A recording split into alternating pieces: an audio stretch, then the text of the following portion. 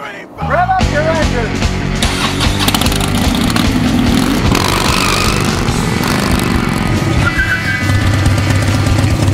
It's time for ScottyKilmer.com. Today I'm going to show you how to change wheel bearings out in a Toyota. And if you notice, I'm wearing glasses. And that's because I value my eyes. We're going to do some hammering and grinding, so you want to protect your eyes when you do that. The first thing you want to do is jack the car up in the air. Put the jack on a mounting part and jack it up high enough so the tire is 2 or 3 inches off the ground. Then if you don't like your hands getting dirty, put on some gloves. I've been using these safe grip gloves for years. They keep your hands from getting all cut and keep all the grease off of you. And just pull the wheel off. Get the wheel to get it off and push it out of the way. The wheel bearing's hiding inside here, so you have to take the brake off to access it. Get a wrench and take the backing nuts off of the brake. Once you get the 2 bolts off, the brake caliper slides out of the way and take the rotor off. The bearing's hiding inside here. There's 4 little bolts inside here, 14 millimeters, to hold the hub in. So we take all the bolts off, and then the hub comes right out. You'll notice the hub is a whole assembly. We have to take this apart to put the new bearing in.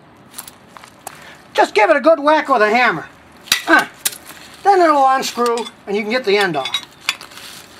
Then you're going to need this puller to take it apart with.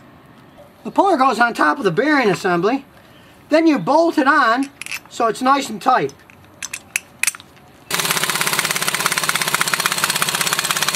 Then the bearing assembly comes apart. But here's a trick. You've got to get the race off here. You've got to grind it off. So get an air grinder and cut the race in half.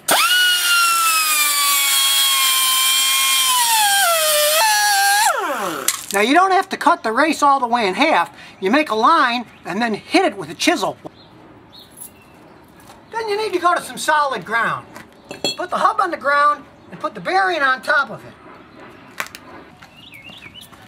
Then get a big socket that fits over the top of it and tap it on. You hammer until it's seated. When the shiny part is covered up and you only see the dirty part, it's done. Then just get the nut and tighten it back on. And if you have anti-lock brakes like this car, don't forget to put the anti-lock brake wheel back on. Be sure to tighten all 4 bolts nice and snug. Then get the brake disc and put it back on. It'll just slide in place. And bolt the caliper back on too. Put these 2 14 millimeter bolts on nice and tight. Then roll the wheel in and put it back on. Tighten up the lug nuts and let the jack down. Then take the car for a good road test. There are 2 wheel bearings in the back. You might still hear noise and have to change the other side.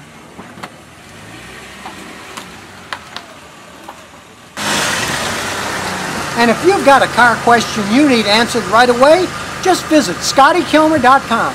I answer all questions absolutely free.